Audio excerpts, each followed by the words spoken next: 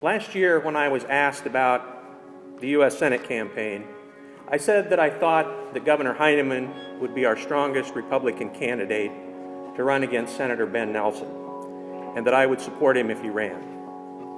Shortly after the November elections, Governor Heinemann announced that he would not run for the United States Senate. And I said at that time that we need a new direction in America. And I said that if I became convinced that I am the best Republican leader in Nebraska to go to Washington to help take back our country, that I would run. Someone who is unflinchingly faithful to his principles, both in his private life and in his public life. I will not seek any earmarks and will oppose all earmarks sought by others. Nebraska's next United States Senator needs to be a genuine, lifelong conservative, not a wheeler-dealer, or a person whose core principles change from day to day and from year to year. Is that a veiled reference or a direct reference to John? John Bruning and I both served as Attorney General of this state, and as Attorney General we had state budgets. During my 12 years as State Attorney General, my budget increased a total of 34%, a little less than 3% per year. Under John Bruning, in 8 years, the Attorney General's office has increased 96%.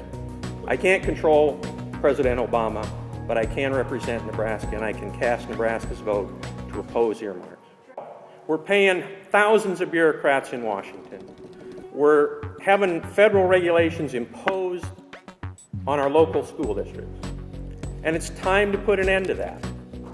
It's time to quit wasting money on Washington bureaucrats, and it's time to get rid of the mandates that are coming down from Washington.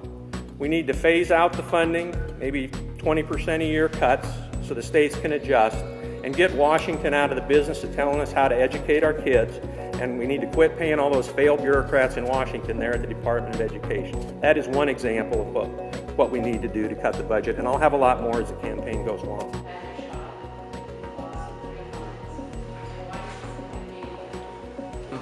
Your question puts me in mind of Abraham Lincoln. Mr. Lincoln, later President Lincoln, ran for the legislature and lost. He ran for Congress and lost. In 1858, he ran for the United States Senate and lost. And I'm sure that in 1860, when he ran for President of the United States, he was asked, Mr. Lincoln, considering all the elections you lost, considering that just 2 years ago you could not win election to the United States Senate in your own home state, what in the world makes you think you can be elected President of the United States? And I think what Mr. Lincoln, later President Lincoln, knew is that each election is about who is the best person to lead our nation at a particular point in time. And I believe that in this particular point in time in the state of Nebraska, that I am the best leader to step forward to take true conservative principles to Washington, to cut our budget, to reduce federal regulation, and to put this nation back on the right track. We cannot afford to have a Republican nominee in Nebraska who says he will restrain spending, but is a person who will not actually do it. To summarize, within the next few days, we will be filing the necessary papers to begin fundraising and organizing a United States Senate campaign. This is not an exploratory committee.